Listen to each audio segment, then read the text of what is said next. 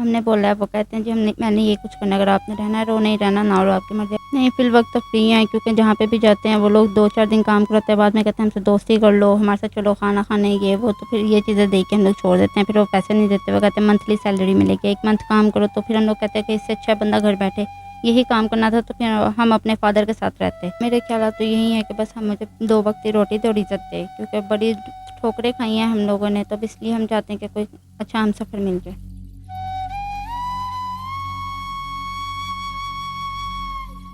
अस्सलाम वालेकुम नाज़रीन, मैं आपका मेज़बान अरसलान राजपूत और आप देख रहे हैं अमन पाकिस्तान। आज हमारे साथ 2 ऐसी बहनें मौजूद हैं जिनके वालिद इन्हें अपने पास लेके जाते हैं। उसके बाद वो अपने वालिद की कुछ ऐसी हरकत देखती हैं कि जो गैर मुनासिब होती हैं। माँ भी इनकी एक गाँव में रह रही होती हैं, वहाँ पे भी इनका रहना बहुत मुश्किल होता है। आइए जानते हैं क्या इनके साथ मामलात बने कि ना ये अपनी माँ के साथ रह रही हैं, ना ही अपने बाप के साथ रह रही हैं। आइए इनसे जानते हैं इनकी कहानी। अस्सलाम वालेकुम। वालेकुम अस्सलाम। बहन बताइएगा कि क्या मामलात बने, क्या आप अपने वालिद साहब के साथ भी नहीं रह रही, ना आप अपने माँ के साथ रह रही हैं? बात ये थी कि मेरे वालिद साहब जो है वो ड्यूटी उनकी शहर में थी, जबकि हम लोग गाँव में रहते थे। तो वालिद साहब महीने में एक बार जाया करते थे। तो वालिदा का अंडरस्टैंडिंग किसी और मर्द के साथ हो गई, उन्होंने रिलेशन कहीं और रख लिया, तो इसकी वजह से वालिद साहब ने उनको डिवोर्स दिया। फिर हमें शहर ले आए।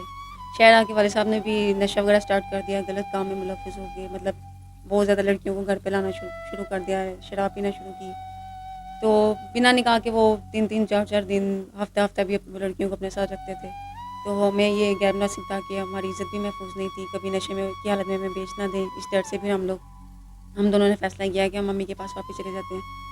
तो वहाँ अम्मी आपकी कहाँ पे रहती? अम्मी गाँव में रहती थी। तो फिर हम दोनों सिस्टर्स जो है वहाँ पे अम्मी के पास चले गए वापस। तो अम्मी ने फिर वहाँ पे फ़ैसला किया कि मेरी शादी कर दी उन्होंने। उन्होंने शादी की एक रिक्शा ड्राइवर से। फिर पहले वो गर्दमात थे, तो मतलब काम वगैरह जब तक वो करता रहा वो ठीक था।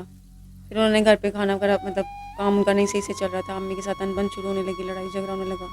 तो फिर हम लोगों ने डिसाइड किया कि हम शहर में चले जाते हैं।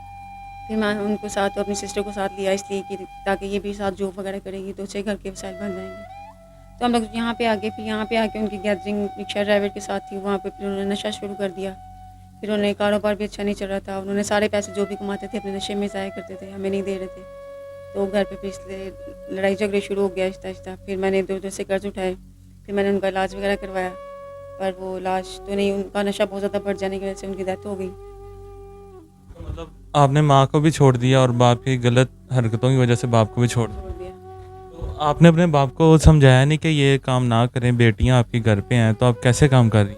बाबा को मना करते थे, समझाते थे, बाबा फिर क्या कहते हैं मारते थे और डाँटते थे, कहते थे कि तुम लोग बाहर आ जाओ, तुम लोग बच्चियाँ हो, अपने काम से काम रखो, मुझे कुछ मत कहो, मैं जो कर रहा हूँ मैं ठीक कर रहा हूँ। तो आपने ये उन्हें नहीं कहा कि हमें चलो कोई अलग कर दें या फिर कहीं हमारा खर्चा वगैरह उठाएं, अलग कर ले दें, या फिर खुद कहीं जो ऐसे काम करने होते हैं वो किसी और जगह पे कर लिया करें? हमने बोला है, वो कहते हैं जी मैंने ये कुछ करना, अगर आपने रहना है रो, नहीं रहना ना रो, आपकी मर्ज़ी है। फिर हम दोनों ने फ़ैसला किया कि मम्मी के पास चलते हैं। तो बाद में आपकी अम्मी ने बहन की शादी कर दी, तो आप अपनी अम्मी के साथ क्यों नहीं रही या अपनी अम्मी को क्यों नहीं शहर लेके आई? मम्मी को इसलिए शहर नहीं लाई, क्योंकि हमें ये था हम लोग शहर जाकर खुद सेटअप करते हैं, क्योंकि आप स्टार्टिंग में मेरे साथ रही हैं, मैं आप ही के साथ रही हूँ, एक दूसरे को हम लोगों ने साथ दिया, इसलिए मैंने अपनी आप ही को नहीं छोड़ा। अम्मी को बोला था हम शहर जाकर सेट करके उसके बाद फिर आपको बुलाएंगे, और हमारा सेटअप हुआ ही नहीं वहाँ पे। तो मतलब अम्मी के साथ भी आपने इख्तिलाफ़ कर लिया और यहाँ पे अब अकेली बहन के जो शौहर थे वो भी नहीं बच सके, ज़िंदा नहीं है। तो अब अम्मी के साथ इख्तिलाफ़ होने की वजह से वहाँ पे भी नहीं आप जा सकते। हाँ जी, वहाँ पे भी नहीं जा सकते, क्योंकि अम्मी के साथ भी हम लोग अच्छे सलूक से, बिहेवियर से नहीं ना आए। वहाँ उनको क्या कहते कि हम बुलाएंगे, अब उनको बुला भी नहीं सकते, क्योंकि यहाँ पे हमारा सेटअप नहीं हुआ, तो इसलिए। तो अभी यहाँ पे किस तरह से सारा गुज़ारा हो रहा है? खाना-पीना, रहना-सहना और जो मकान है वो भी ज़ाहिर-सी बात है आपका अपना नहीं होगा क्योंकि गाँव से आप आई हैं, तो किस तरह ये सारे मामला चल रहे हैं? ये किराए का मकान है हमारा, भी काम वगैरह पे जाते हैं, वो लोग कहते हैं जी हमसे फ्रेंडशिप करो, दोस्ती करो, फिर हम लोग आपको काम देते हैं और इस तरह की बातें करते हैं। तो काफ़ी ज़्यादा रेंट वगैरह भी हो गया हुआ है हमारा, अब देख रहे हैं क्या करते हैं। अभी बहुत मुश्किलात हुई हैं, उसकी भी टेंशन पड़ी है कि किस तरह हमारा घर का निज़ाम चलेगा। मतलब क्या एंड हुआ पड़ा है मकान के रेंट का भी, खाने-पीने का भी, वो सारी चीज़ सर्वाइव करना बहुत मुश्किल हुआ पड़ा है आप लोगों के लिए? हाँ जी, बहुत ज़्यादा मुश्किल हुआ। तो अभी जहाँ कहीं पे जॉब कर रही हैं आप दोनों या नहीं कर रही? नहीं, फिल वक्त तो फ्री हैं, क्योंकि जहाँ पे भी जाते हैं वो लोग 2-4 दिन काम करते हैं, बाद में कहते हैं हमसे दोस्ती कर लो, हमारे साथ चलो खाना खाने, ये वो, तो फिर ये चीज़ें देख के हम लोग छोड़ देते हैं। फिर वो पैसे नहीं देते, वो कहते हैं मंथली सैलरी मिलेगी, 1 मंथ काम करो, तो फिर हम लोग कहते हैं कि इससे अच्छा बंदा घर बैठे यही काम करना था, तो फिर हम अपने फादर के साथ रहते।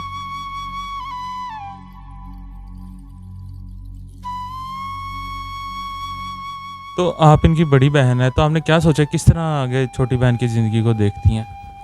अभी मैंने यही सोचा कि इसके लिए अगर कोई अच्छा सा रिश्ता हमें मिल जाता है जो हमारे अखराजात वगैरह पूरे कर सके, जो इसको घर में बिठा के दो टाइम की रोटी खिला सके, तो इसलिए मैं यही चाहती हूँ कि इसको कुछ अच्छा हम सफ़र मिल जाए जो इसके साथ लाइफ स्पेंड करे।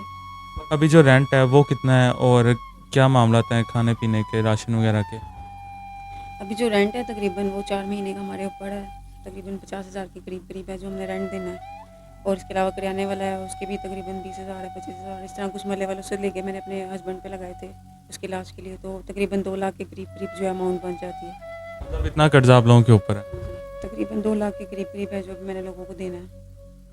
बड़ी बहन ने आपकी शादी का सोचा है, तो क्या ख़्यालात हैं आपके आप हम आगे फ्यूचर हस्बैंड को लेके? सिर्फ मेरे ख्याल तो यही है कि बस हम मुझे 2 वक्त की रोटी तो इज़्ज़त दे, क्योंकि बड़ी ठोकरें खाई हैं हम लोगों ने, तो इसलिए हम चाहते हैं कि कोई अच्छा हम सफ़र मिल जाए। जो आपके रेंट वगैरह पूरा कर दे, खर्चा वगैरह, जो कर्ज़ वगैरह वो सारे मामलात क्लियर करा। हाँ, जो क्लियर करेगा मामला वगैरह सारे क्लियर करके इज़्ज़त बना के लेके जाए अपने घर, बस वही चाहिए हमें। तो आपने अपनी माँ को राज़ी करने की कोशिश नहीं की और बाप को राज़ी करने की कोशिश नहीं की कि आप बेटियां हैं, वो माँ-बाप हैं, कि वो आप उन्हें समझाएँ, वो समझें, अपने पास आपको रखें? जी, बाबा को बोला है, 2-3 दफ़ा किया है, कहा है, पर वो कहते हैं जी आप अपनी मर्ज़ी है, जहाँ मर्ज़ी रहो, मैं नहीं रख सकता, मेरे से नहीं पूरा आता। और मामा है, मामा अपना खुद से बहुत मुश्किल से कमा रही हैं और खा रही हैं, इसलिए हम लोग चाहते हैं कि हम अपने पाँव पे स्टैंड हों।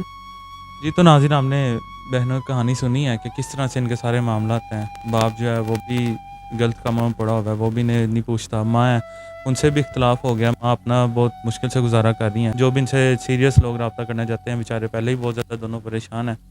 तो नंबर स्क्रीन के ऊपर चल रहा है, जो भी इनसे रब्ता करना चाहता है रब्ता कर सकता है। इसी के साथ हमें इजाज़त दें, मिलते हैं अगली वीडियो में, तब तक के लिए अल्लाह निगहबान।